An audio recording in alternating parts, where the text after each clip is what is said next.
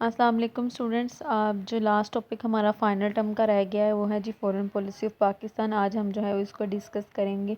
ठीक है, पाकिस्तान के फॉरेन पॉलिसी के ऑब्जेक्टिव्स हैं, डिटर्मिनेंट्स क्या हैं, इसके प्रिंसिपल्स क्या हैं, ईच एंड एवरीथिंग जो है वो आज हम डिस्कस करेंगे। बट तो उससे पहले जो है फर्स्ट ऑफ ऑल आपको पता ना चाहिए कि what is the foreign policy. Foreign क्या है जी? दूसरी कंट्रीज़ या बाहर को कोई चीज़ को है, ठीक है, वो फ़ॉरेन होती है। और पॉलिसी आपकी डिसीजन मेकिंग है, आपका प्रोसेस है, आपकी कोई लॉ है, कोई डिसीजन है। ठीक है, तो फ़ॉरेन पॉलिसी है कि किसी बाहर की कंट्रीज़ के साथ आपके रिलेशन कैसे हैं, वो आपकी क्या है, फ़ॉरेन पॉलिसी। ठीक है, फ़ॉरेन पॉलिसी से मुराद है आपके रिलेशनशिप विद अदर कंट्रीज़। ठीक है, आपके नेबरिंग स्टेट्स के साथ रिलेशन कैसे हैं, आपके मेजर पावर्स के साथ रिलेशंस कैसे हैं, आपके अपने इस्लामिक कंट्रीज़ के साथ रिलेशंस कैसे हैं, ये सारी जो है हमारी फ़ॉरेन पॉलिसी में आता है। ठीक है, हमने किस कंट्री के साथ ट्रेड करनी है, किसके साथ फ्री ट्रेड करनी है, किसके साथ बायलैटरल ट्रेड करनी है, किसके साथ यूनिलैटरल ट्रेड करनी है। ठीक है, किस कंट्री के साथ हमने डिफरेंट एग्रीमेंट साइन करने, किस कंट्री के साथ हमने पैक्ट साइन करने हैं। ठीक है, इकोनॉमिकली किस कंट्री से हमने लोन लेना है, ठीक है, या किसको हमने लोन देना है, या किसको हमने कहाँ पे हेल्प करनी है, मिलिट्री हेल्प करनी है, मॉरल हेल्प करनी है, मॉरल सपोर्ट देनी है, मिलिट्री सपोर्ट देनी है। ठीक है, तो ये सब कुछ जो है वो किस में आएगा, फ़ॉरेन पॉलिसी ऑफ पाकिस्तान में आएगा। ठीक है, हर कंट्री की अपनी फ़ॉरेन पॉलिसी होती है, और एक फ़ॉरेन पॉलिसी ही जो है वो आपकी रेपुटेशन को इंटरनेशनल लेवल पे रिप्रेजेंट भी करती है।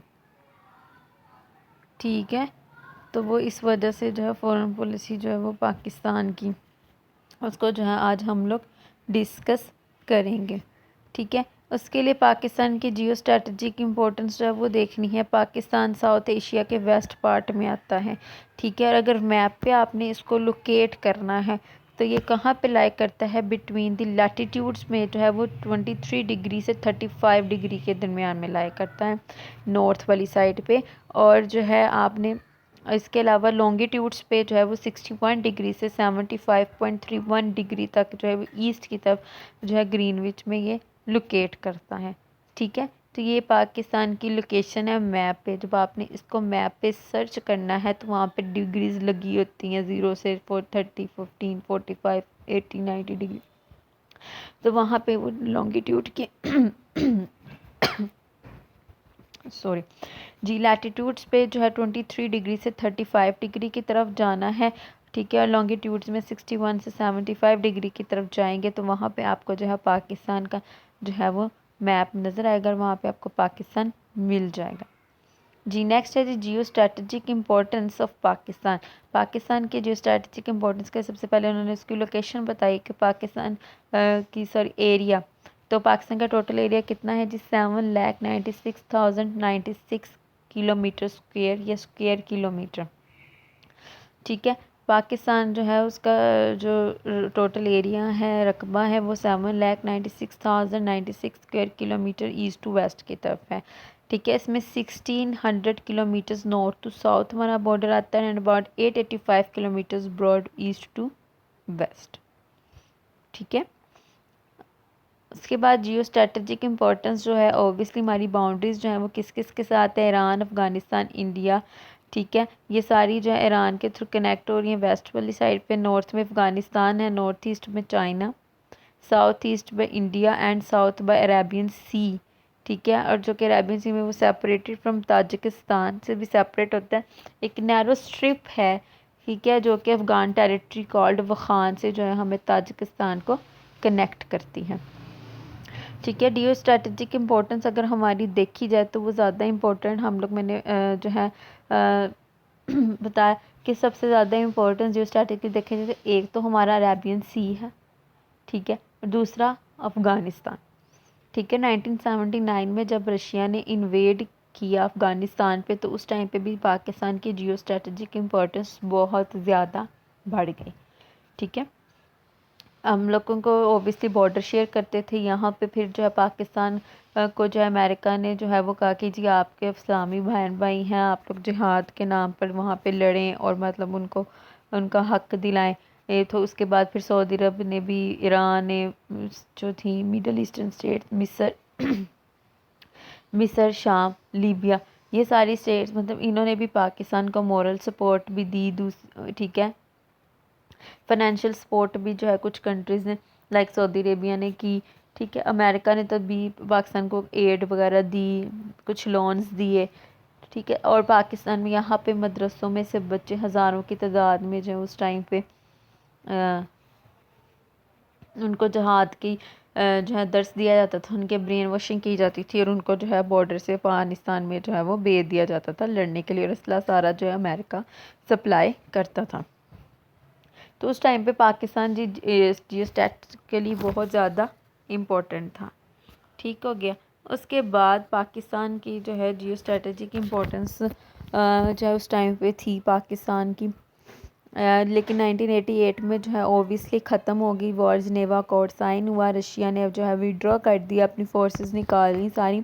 तो उसके बाद अगेन जो है फिर मैंने आपको जो है लास्ट लेक्चर में हमने डिस्कस किया कि 9/11 का इंसिडेंट हो गया जो कि 2001 में हुआ, 9/11 का इंसिडेंट, ठीक है। वो यही जो उस टाइम पे जहाद के नाम पे जो लड़ रहे थे, सऊदी अरब से भी उसामा बिन लादेन थे, कुछ पाकिस्तान से, जब इनकी गवर्नमेंट जो है सब अफ़गानिस्तान में ना बनने दी गई, तो उस टाइम पे जो है फिर इन्होंने अमेरिका पे जो है 9/11 का इंसिडेंट जो वर्ल्ड ट्रेड सेंटर पे हमला वो जी करवाया। तो वो हमला जो है वो अमेरिका की टेरिटरी पे था, अमेरिका की सिक्योरिटी जो है इंटेग्रिटी थ्रेट की गई थी। सो अमेरिका ने जो है वॉर ऑन टेरर जो है वो अनाउंस कर दी, और उसमें जी पाकिस्तान को नॉन नेटो अलाय कहा अमेरिका ने। और अगेन जो है अफ़गानिस्तान से जो है वो ओबियसली सारा कुछ हो रहा था, वहाँ जो ये हमला हुआ वो सारा प्लानिंग, और तालिबान का घर जो था वो अफ़गानिस्तान था।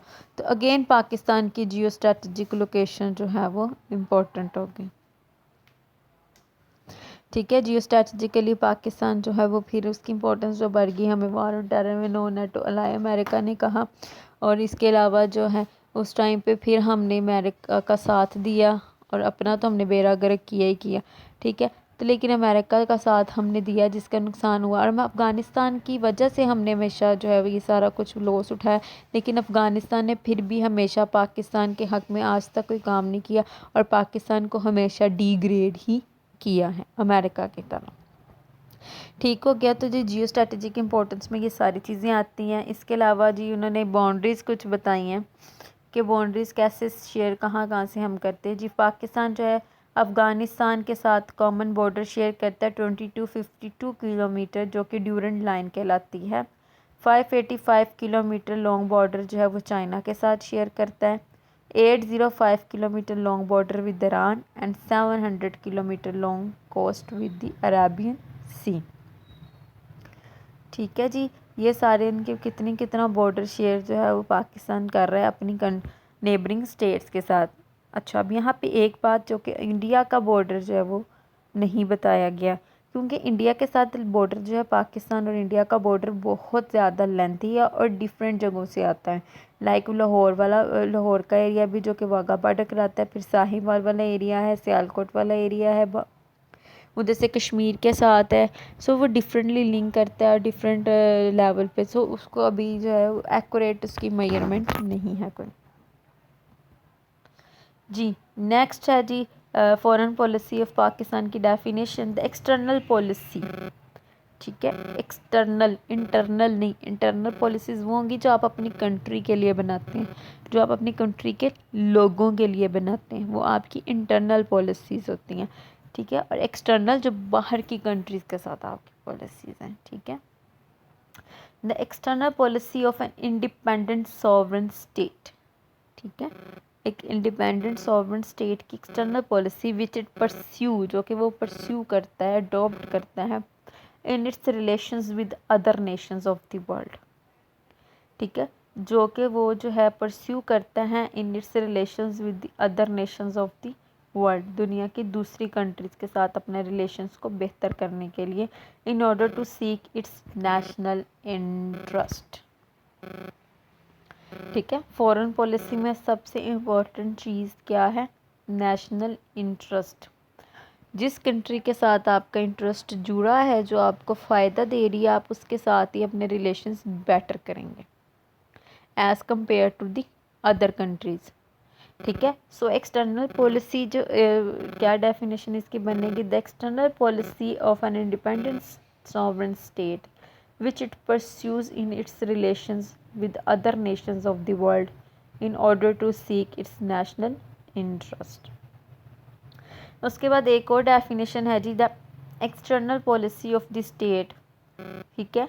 एक स्टेट की एक्सटर्नल पॉलिसी जो है वो क्या है, which it pursues to preserve its ideological character, जो कि वो परस्यू करती है, ये एक्सेप्ट करती है अपने आइडियोलॉजिकल करैक्टर को प्रिजर्व करने के लिए, save guard it's territorial integrity, अपनी टेरिटोरियल इंटेग्रिटी को सेव करने के लिए, मेंटेन इट्स पॉलिटिकल सॉवरेनिटी। ठीक है, अपनी पॉलिटिकल सॉवरेनिटी को जो है वो मेंटेन करने के लिए, and guarantee it's economic well being. ठीक है, वो अपनी एक्सटर्नल पॉलिसी इसलिए प्रिजर्व करेगी ताकि वो अपने आइडियोलॉजिकल करैक्टर को प्रिजर्व कर सके। अब पाकिस्तान का आइडियोलॉजिकल करैक्टर क्या है, ये हमारी आइडियोलॉजी क्या है, टू नेशन थेरी, जो किस पे बेस करती है, इस्लाम पे। तो उसके अकॉर्डिंगली हमारी फॉरेन पॉलिसी में जो है वो हमारा इस्लामिक कंट्रीज़ के साथ रिलेशंस जो है वो प्रायोरिटी में होंगी वो भी। ठीक है, एक ऑब्जेक्टिव होगा, मेन ऑब्जेक्टिव होगा हमारा। फिर safe guard it's territorial integrity, obviously अपनी टेरिटोरियल इंटेग्रिटी को भी देखेंगे, अपनी पॉलिटिकल सॉवरेनिटी को भी हम लोग मेंटेन करेंगे, और अपनी इकोनॉमिक वेलबींग को भी देखते हुए अपनी पॉलिसीज़ को फॉर्म करेंगे। ठीक है, तो ये थी 2 definitions of foreign policy of Pakistan. Next है जी objectives of foreign policy of Pakistan. जी पाकिस्तान की फॉरेन पॉलिसी के ऑब्जेक्टिव्स में फर्स्ट क्या है जी, नेशनल सिक्योरिटी। ठीक है, सबसे पहली चीज़ हमेशा किसी कंट्री की उसकी अपनी सिक्योरिटी है, कि कोई कंट्री उसकी कंट्री पे हमला ना करे। ठीक है, वो सिक्योर हो, उसके बॉर्डर सिक्योर हो। ठीक है, उसकी कौमी सलामती, नेशनल सिक्योरिटी सबसे ज़्यादा इम्पोर्टेंट है। और नो डाउट कि पाकिस्तान की हमेशा फॉरेन पॉलिसी जो है वो इसी को लेकर ही जो है वो फॉर्म की गई है। नेशनल सिक्योरिटी जो है पाकिस्तान की फ़र्स्ट जो प्रायोरिटी रही है, लेकिन नो डाउट कि जब हमने नेशनल सिक्योर, हाँ कुछ हम ज़िया का इंटरेस्ट भी कह सकते हैं उस टाइम पे, लेकिन दूसरा उस टाइम पे नेशनल सिक्योरिटी को देखते ही हमने जहाद की पॉलिसी ली, क्योंकि अगर अफ़गानिस्तान में रशिया जीत जाता और अफ़गानिस्तान पे अपनी गवर्नमेंट बना लेता तो उसका नेक्स्ट टारगेट कौन होता, ऑब्वियसली पाकिस्तान, क्योंकि बॉर्डर स्टेट है, उसके बाद पाकिस्तान पे हमला करता। सो उस टाइम पे भी हमने अपना नेशनल इंटरेस्ट एक तरह से भी वो भी देखा था, नेशनल सिक्योरिटी को सॉरी देखा था, कि अगर अफ़गानिस्तान में रशिया जो है वो जीत जाता है, अपनी हुकूमत बना लेता है, तो वो नेक्स्ट किस पे हमला करेगा, पाकिस्तान पर। ठीक है, इसलिए जो है नेशनल सिक्योरिटी किसी भी कंट्री की फ़र्स्ट प्रायोरिटी होती है फॉरेन पॉलिसी की। वो अपनी सिक्योरिटी पे किसी किस्म का कॉम्प्रोमाइज़ नहीं करते। नेक्स्ट जी टेरिटोरियल इंटेग्रिटी। ऑब्वियसली पाकिस्तान की टेरिटोरियल इंटेग्रिटी जो है वो भी एक मेन ऑब्जेक्टिव है, कि पाकिस्तान की इंटेग्रिटी पर कोई क्वेश्चन ना आए। ठीक है, किसी किस्म का कोई सवाल ना आए, ना उसकी इंटेग्रिटी पे कोई आन जाए। टेरिटरीज़ अपनी जो है वो हम अपनी बाउंड्रीज़ की हिफाजत भी खुद ही हमने करनी है, और इंडिया के साथ हमेशा बॉर्डर्स पे जो है हमारे रिलेशंस जो हैं वो ख़राब ही रहते हैं। ठीक है, फायरिंग होती रहती है और ये सब कुछ, तो इस वजह से इंडिया के साथ कभी भी हमारे रिलेशंस अच्छे नहीं रहे हैं। अगर हों भी तो बहुत कम अरसे के लिए होते हैं, कभी 5-6 माह अच्छे रहे, फिर 2-3 साल ख़राब रहे। सो इंडिया के साथ हमारे रिलेशन इसी वजह से ऐसा है। Next point, economic wellbeing. ठीक है, ऑब्वियसली अपना इकोनॉमिक इंटरेस्ट भी देखना है, सिक्योरिटी इंटरेस्ट ही नहीं, इकोनॉमिक इंटरेस्ट भी देखना है। अब जो सी पैक हम लोगों ने चाइना पाकिस्तान इकोनॉमिक कॉरिडोर जो है वो साइन किया हुआ है चाइना के साथ, जो कि बन भी रहा है हमारा। ठीक है, गवादर वाली साइड पे चाइना के साथ, ताकि ट्रेड के लिए वे जो है रास्ता बनाया जाए। सो उससे पाकिस्तान को इकोनॉमिकली बहुत फ़ायदा होगा। ठीक है, तो वो जो चाइना पाकिस्तान इकोनॉमिक कॉरिडोर का जो पैक साइन किया गया, ये जो एग्रीमेंट है जो चल रहा है, सो उसमें हम लोगों ने अपनी इकोनॉमिक वेलबींग देखी है। ठीक है, उसके बाद नेक्स्ट है जी national prestige. Obviously national prestige जो है वो भी हमारी एक बहुत ज़्यादा बड़ी प्रायोरिटी में आएगा। ठीक है, वो भी हमारी फ़र्स्ट प्रायोरिटी में होगा। ठीक है, अपनी नेशनल प्रेस्टीज को देखना है, अपने नेशनल स्टेटस को देखना है। ठीक है, इस वजह से भी अपनी फॉरेन पॉलिसी फार्मूलेट करते हुए इन ऑब्जेक्टिव्स को देखना है। सो ये जो है 4 बेसिक ऑब्जेक्टिव्स हैं पाकिस्तान फॉरेन पॉलिसी के। और फॉरेन पॉलिसी मेकर्स जब भी फॉरेन पॉलिसी बनाते हैं तो वो इन ऑब्जेक्टिव्स को मद्देनज़र रखते हुए ही बनाते हैं। वह इन ऑब्जेक्टिव्स को कभी भी इग्नोर नहीं कर सकते, उन्हें नज़रअंदाज नहीं कर सकते, क्योंकि ये बहुत बेसिक ऑब्जेक्टिव्स हैं पाकिस्तान फॉरेन पॉलिसी के। नेक्स्ट है जी डिटर्मिनेंट्स। पाकिस्तान फॉरेन पॉलिसी के डिटर्मिनेंट्स क्या हैं? ठीक है जी, सबसे पहले जी जियोपॉलिटिकल सेटिंग्स। जियोपॉलिटिकल सेटिंग्स क्या होंगी?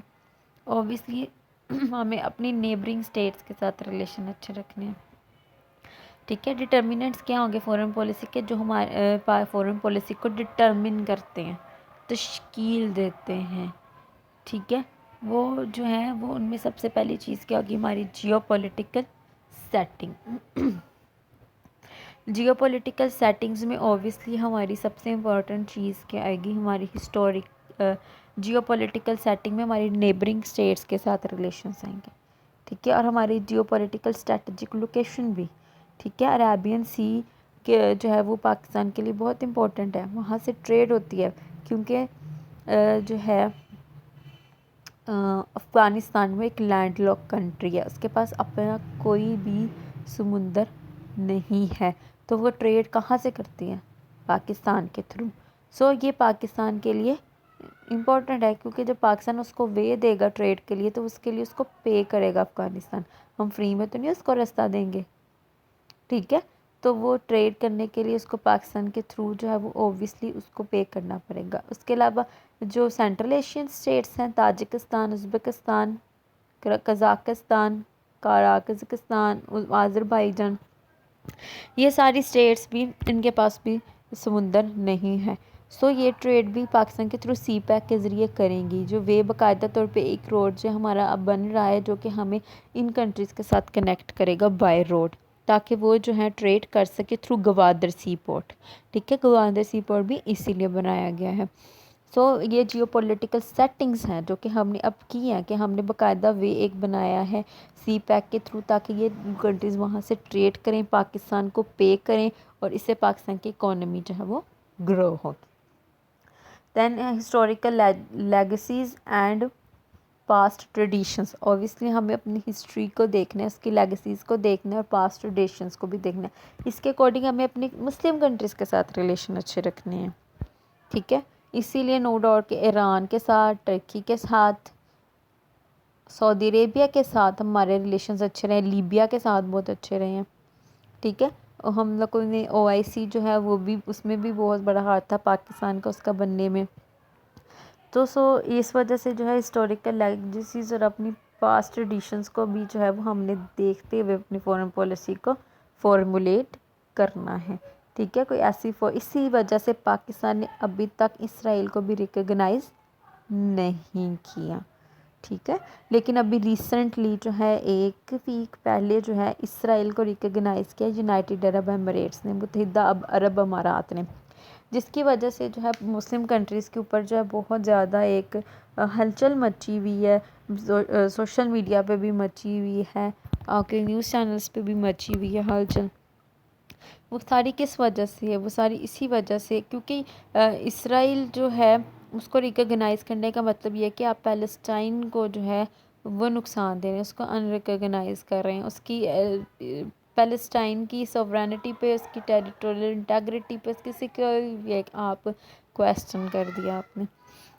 अभी ईरान के जो वज़ीर आज़म हैं उन्होंने भी कल ही बयान दिया कि जो यूनाइटेड जो है अरब एमिरेट्स ने इसराइल को रिकॉग्नाइज़ करके इस्लाम के साथ गद्दारी की। ठीक है, क्योंकि वो हमारी हिस्टोरिकल लेगेसीज़ को, पास्ट ट्रेडिशंस को, तो पाकिस्तान ने अभी तक इसी वजह से जो है इसराइल को रिकॉग्नाइज़ नहीं किया। नेक्स्ट जी सोशो इकनॉमिक कंडीशन। ऑब्वियसली जब भी आप फॉरेन पॉलिसी को डिटर्मिन करते हैं आप अपनी सोशो इकनॉमिक कंडीशंस को भी देखते हैं। ठीक है, कि आप किस कंडीशन में हैं और आपने किस कंट्री के साथ उस कंडीशंस को देखते हुए है जो है फॉरेन पॉलिसी को फार्मूलेट करना है जी। उसके बाद political systems and structure, obviously किसी कंट्री के साथ जब रिलेशन बनाते हैं तो उसके पॉलिटिकल सिस्टम्स और स्ट्रक्चर को भी देखना है, ठीक है। पाकिस्तान में हाँ जी, एक और मज़े की बात यहाँ पे मैं आपको बताती हूँ। जब परवेज़ मुशर्रफ ने मार्शल लॉ लगाया तो उस टाइम पे अमेरिका ने कहा कि हम जो है पाकिस्तान के साथ अपने हर किस्म के ताल्लुक़ को ख़त्म करते हैं, क्योंकि हम डेमोक्रेसी को जो है वो मानते हैं उसको, तो वो डिक्टेटरशिप, किसी किस्म की डिक्टेटरशिप वाली गवर्नमेंट को हम एक्सेप्ट नहीं करेंगे, ना उसके साथ किसी किस्म का कोई रिलेशन रखेंगे। ये उन्होंने कहा 1999 में जब मुशर्रफ ने मार्शल लॉ लगाया, ठीक है। लेकिन जैसे ही 9/11 का इंसिडेंट हुआ, यही अमेरिका ने पाकिस्तान को नॉन नेटो अलाए और पाकिस्तान को अपना दोस्त वॉर ऑन टेरर में फ्रंट लाइन रखा हुआ था। सो ये सारी चीज़ें जो हैं वो उस टाइम पे बहुत ज़्यादा इम्पोर्टेंट थी, ठीक है। तो वो देखिए उस टाइम पे उन्होंने अपने इंटरेस्ट को देखा, नेशनल इंटरेस्ट को देखा, अपनी सिक्योरिटी को देखा, अपनी नेशनल प्रेस्टीज को देखते हुए उन्होंने पाकिस्तान की डिक्टेटर वाली गवर्नमेंट के साथ भी अपने रिलेशन जो हैं वो इस्टेब्लिश किए अमेरिका ने, ठीक है। सो ये सारी चीज़ें जो है ना वो बहुत ज़्यादा इम्पोर्टेंट होती हैं आपके फॉरेन पॉलिसी को डिटरमिन करने में। Next ideological considerations. Ideological considerations मैंने ऊपर भी आपको बताया कि ओबियसली पाकिस्तान जो है उसकी आइडियोलॉजी क्या है, टू नेशन थेरी पे बेस करती है, जो कि क्या है इस्लाम के नाम पे। सो पाकिस्तान को जो है वो बाकायदा तौर पे जो है अपने इस्लामिक जो भी फॉरेन पॉलिसी जब भी फॉर्मुलेट करेंगे वो भी इस्लामिक वैल्यूज़ को देखते हुए करेंगे, इस्लामिक कंट्री के साथ रिलेशंस भी बहुत ज़्यादा अच्छे रखेंगे।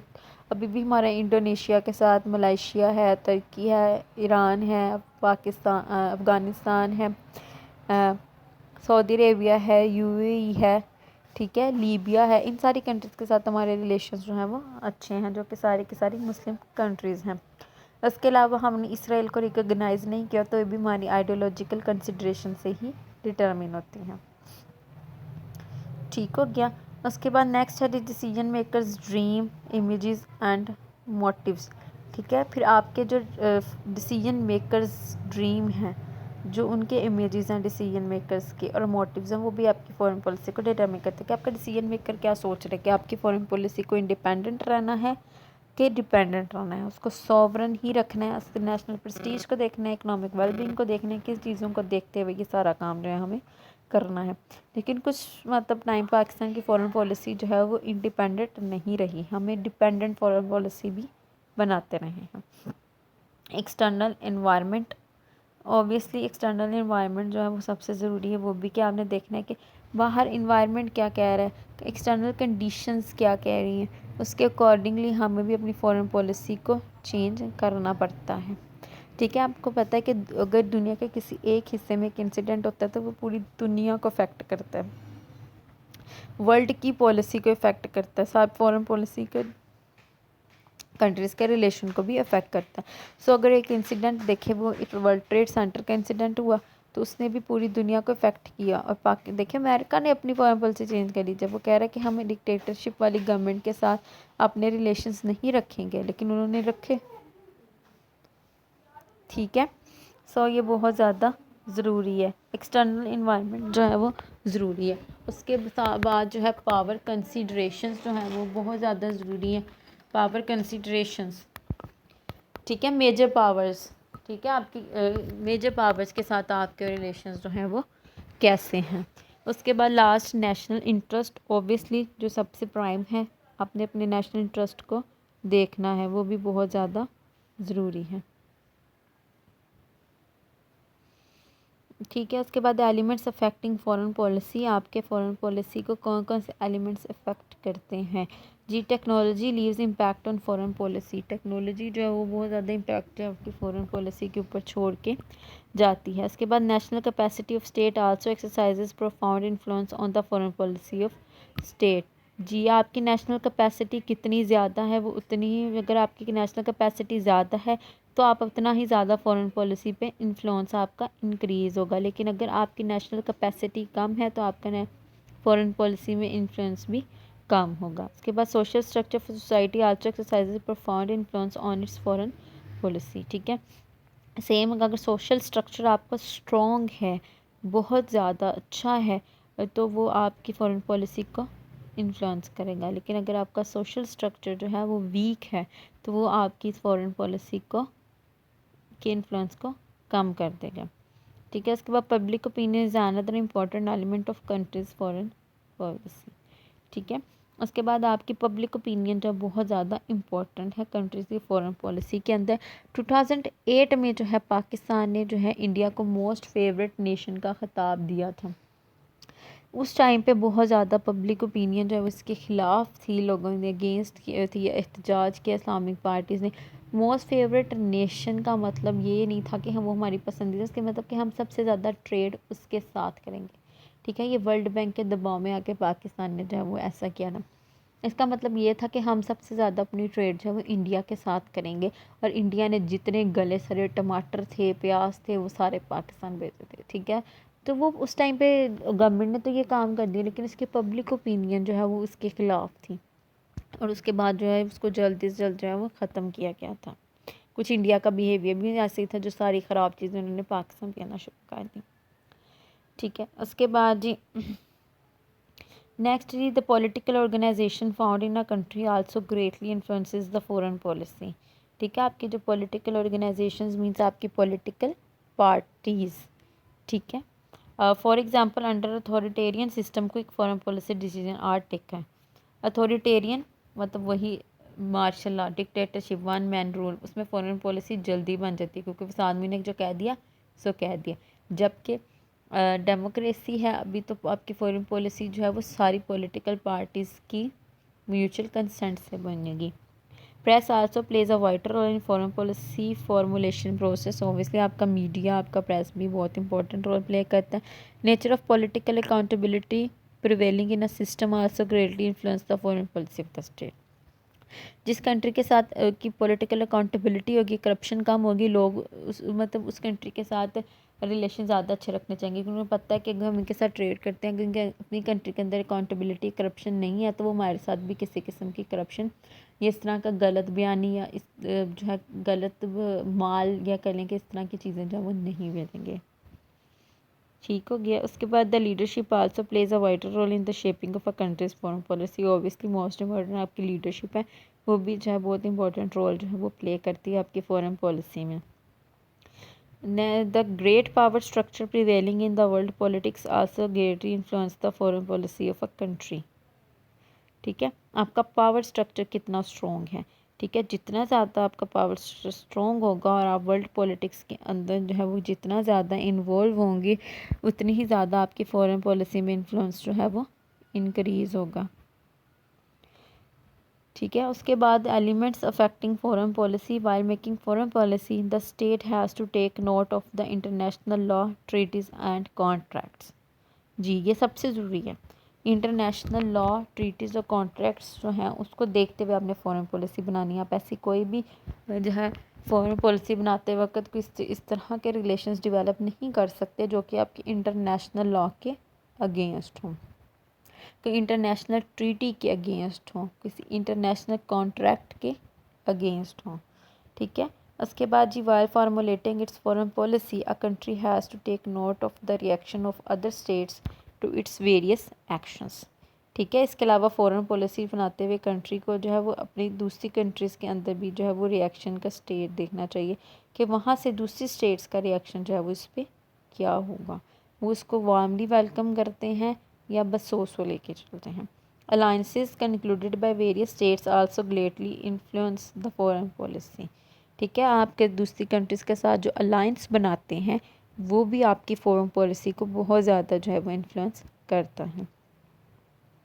उसके अलावा the world public opinion also influences the states foreign policy. ठीक है, वर्ल्ड पब्लिक ओपिनियन भी जो बहुत ज़्यादा इन्फ्लुएंस करता है, और आपकी पब्लिक ओपिनियन जो है वो आपका मीडिया बनाता है, प्रेस बनाता है। ठीक है, जो ऊपर हमने पढ़ा कि एक पॉइंट में प्रेस, तो वो इसी वजह से जो है प्रेस बहुत ज़्यादा इंपॉर्टेंट रोल जो है वो अपना प्ले करता है। जी फेजेस ऑफ पाकिस्तान। पाकिस्तान के फेजेस में फ़र्स्ट है जी 1947 to 53 the era of neutrality. उस टाइम पे पाकिस्तान न्यूट्रल था, कोल्ड वार का इरा था, ये याद रखिएगा। कोल्ड वार इरा था और पाकिस्तान बिल्कुल न्यूट्रल था, ना वो उस टाइम पे अमेरिका के साथ था ना रशिया के साथ। लेकिन फिर 54 से 62 तक द इरा ऑफ अलाइनमेंट, हम लोगों ने अलाइनमेंट की किसके साथ, यूएसए के साथ। फिर हमने सीटो सेंटो भी साइन किए, ठीक है। इस फेज़ में वो क्या क्या हुआ जी, Pakistan US mutual defence assistance agreement, जो कि वही थे, एक ये एग्रीमेंट किया। फिर south east Asian treaty organisation SEATO and central treaty organisation CENTO. 63 से फिर 77 तक द एरा ऑफ बायलेटरलिज्म, ठीक है, दो तरफा ताल्लुकात बनाए गए। फिर 78 to 89 the era of non alignment, ठीक है, उस टाइम पे हमने किसी के साथ कोई अलाइनमेंट नहीं की। And phase 5 to 99 onwards quest for multilateral foreign policy, ठीक है। उसके बाद क्या था कि जी हम मल्टीलेटरल फॉरेन पॉलिसी के लिए जो है वो कोशिश कर रहे थे, ठीक है, या रिस्ट्रक्चरिंग द फॉरेन पॉलिसी को रीस्ट्रक्चर करने की कोशिश जो है वो की जा रही थी। सो जी ये था आपका लास्ट टॉपिक, आपका फाइनल का सिलेबस जो है वो फाइनल टर्म का सिलेबस कवर हो चुका है। अब हमारे मिड टर्म के जो है वो कुछ टॉपिक्स जो हैं वो रह गए हैं, इंशाल्लाह अब वो हम उन पे अब स्टार्ट करेंगे उन्हें, ठीक है। ओके जी, अल्लाह हाफिज़।